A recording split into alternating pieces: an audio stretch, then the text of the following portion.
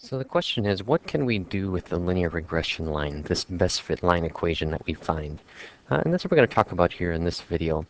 We take some data here in this hypothetical situation, and here's how many minutes I studied maybe for a college exam, different college exams, and the grades that I got on those exams. And what we want to do is we want to plot those, and we've already talked about how to do that. I've already plotted them on my calculator, and I've already found the linear regression line on my calculator.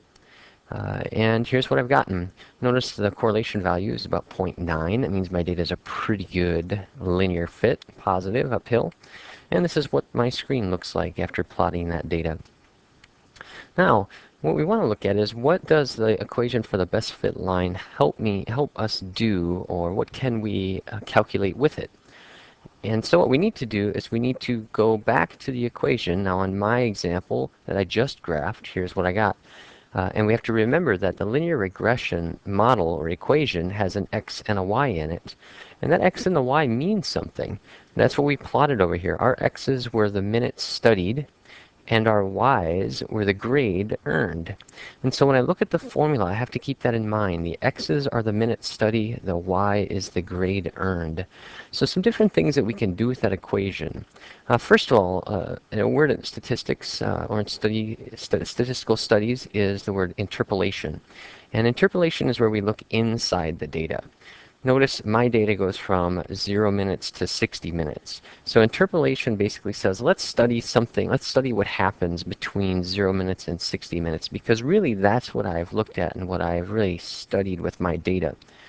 So I could use my best fit line to make some estimates between 0 and 60, and in statistics that would be basically what I would be able to do fairly, I guess. So the kinds of questions that we could answer is, what kind of grade would we expect 45 minutes of studying? What kind of grade would that give me if this pattern were true?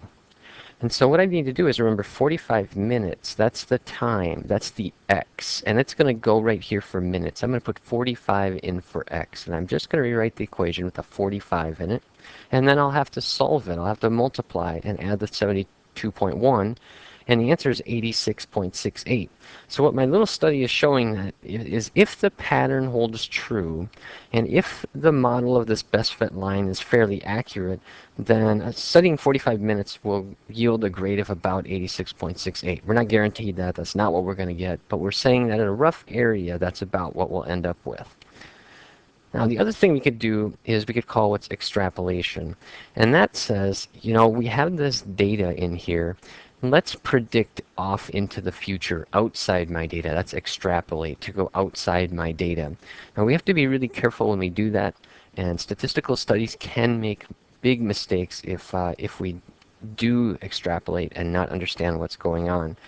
For example, if I were to follow your height over your first, let's say, 13 years of life, and I were to draw a graph and come up with a best fit line, and I were to use that to predict how tall you'll be when you're 70 years old, that prediction is going to be ridiculous, because it's going to predict that you are going to be something like, I don't know, 50 feet tall. Who knows? So extrapolation is kind of a red flag warning that we have to be a little bit careful. But those kinds of things are saying, let's look outside the data. And that would be a question like, what kind of grade would 70 minutes give? Now, 70 is not part of my study. It's outside my data. That's extrapolating. But I could do it, again, just by putting the number 70 in for minutes and then calculating the answer. And that would estimate that we would get a 94.78%. Again, that's not the grade I'm guaranteed to get, but it just says if the pattern is true, this is about what I should expect.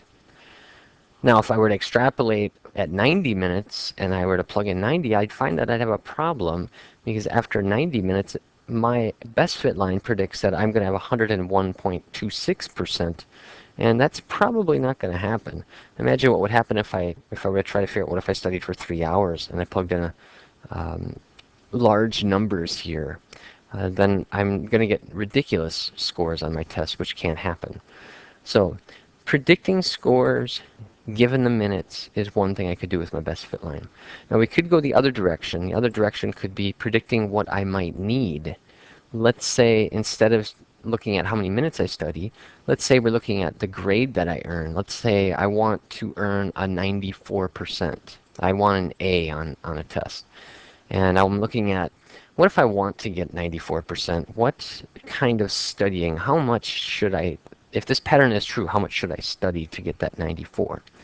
And that means that now I have the grade. So I go up to the formula and I realize that that's a grade. That's the y. That 94 needs to go in for y. So I plug that in, plug the 94 in for the y, and now we're down to some algebra. And we need to solve for the x to get the answer. So hopefully you remember your algebra skills where you will need to subtract 72.1 to the other side. And after that, you'll have to divide the 0.324 off. And you would find out in this case, we get x equals 67.59. So in this problem, I estimated how many minutes I would need to study about in order to earn a grade that I wanted to aim for. And again, we have to remember that it is not perfect. It doesn't promise anything. But what we're doing is we're saying this line here, this line is a pretty good estimator as to the number of minutes I study, determining the kind of grade I'm going to get. And so they're just nice ballpark figures that help us understand what we should be looking for.